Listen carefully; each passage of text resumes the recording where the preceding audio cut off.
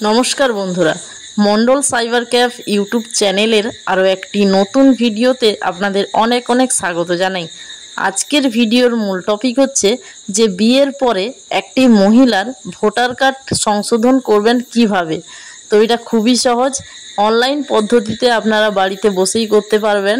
নাম সংশোধন, বাবার নাম থেকে স্বামীর নাম এবং ঠিকানা পরিবর্তন এবং এই সব কাজের জন্য কি কি ডকুমেন্টস লাগবে প্রত্যেকটি ডিটেলস আজকের এই ভিডিওর মাধ্যমে আমি শেয়ার করব। তাই অবশ্যই ভিডিওটি প্রথম থেকে শেষ অবধি মনোযোগ সহকারে দেখবেন এবং আপনি আমাদের চ্যানেলের নতুন সদস্য হলে চ্যানেলটিকে সাবস্ক্রাইব করে দেবেন।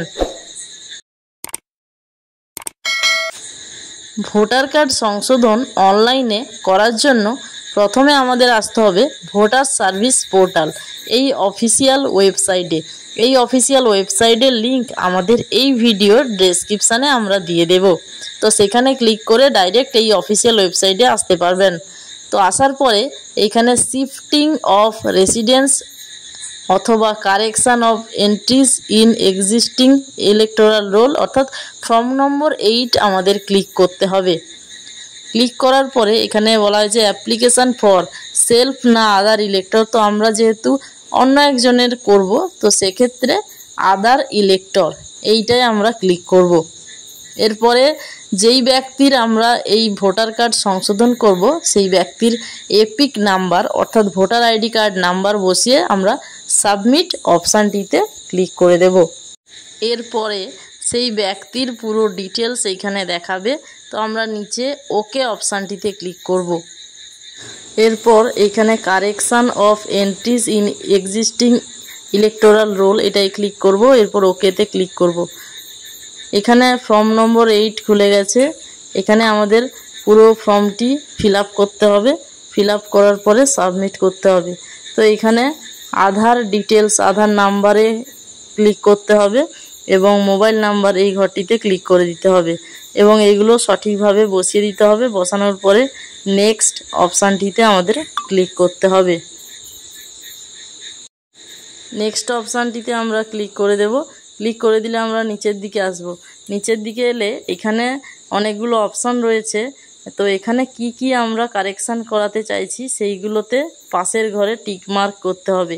তো আমরা যেহেতু নাম এবং রিলেশান টাইপ, রিলেটিভ নেম এবং অ্যাড্রেস এইগুলো কারেকশান করাতে চাইছি, তো সেক্ষেত্রে এই ঘরগুলোতে টিক মার্ক দিতে হবে।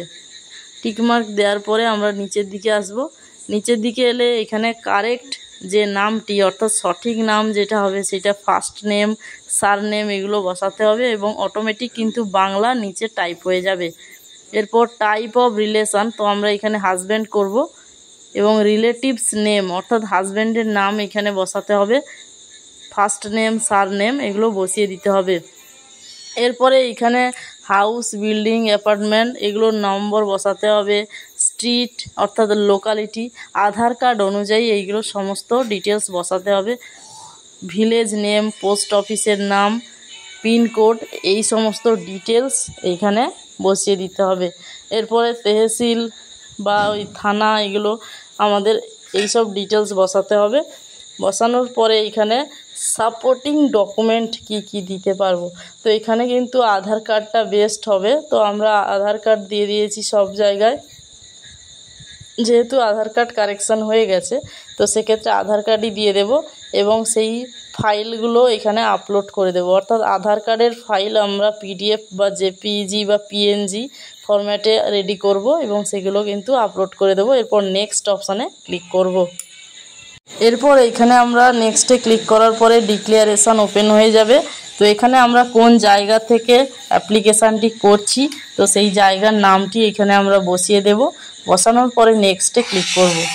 তো এরপরে এখানে ক্যাপচা কোড দেওয়া রয়েছে, এটা আমরা রিফ্রেশ করে সেই ক্যাপচা কোডটি এখানে আমরা বসিয়ে দেব।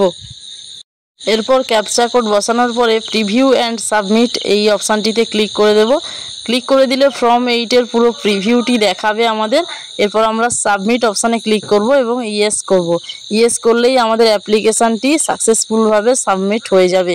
তো এইভাবেই কিন্তু আমাদের ভোটার কার্ড সংশোধনের জন্য আবেদন করতে হবে।